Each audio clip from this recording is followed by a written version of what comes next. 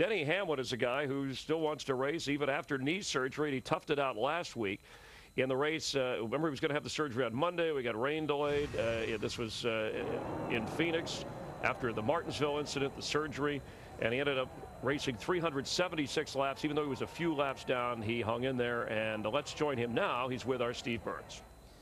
All right, thank you very much, Chris, with Denny Hamlin, who's been nice enough to come out of the bus and spend some time with us. So first question is, Denny, how do you feel? How does that knee feel? Well, I mean, during the weather like this, I think, a lot of people who have joint pains and things like that, the weather really seems to aggravate it. And for me, it's the same thing. It's, it does ache quite a bit. And I wish it would have taken a bigger stride than it did this past week. But I am better than I was at this time last week.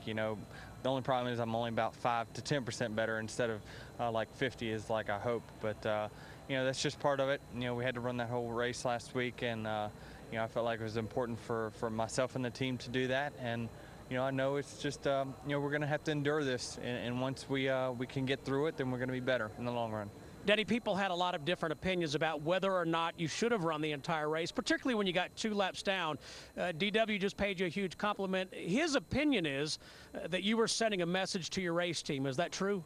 Well, I mean, they've really had to put up with a whole lot, that's for sure. And understanding we're coming from a race win, and it's hard for my team to swallow that. We just won a race, and then we're going and we know we're going to set ourselves back for a few weeks or so. But I'm doing this for the long run. I'm doing this for when it comes chase time. If we're in that right position come September, that we're going to be stronger than what we were if I didn't do it. So I'm trying to just put a Band-Aid over things for right now, and knowing that when I pull that Band-Aid off in September, we're going to be better than what we would if we wouldn't.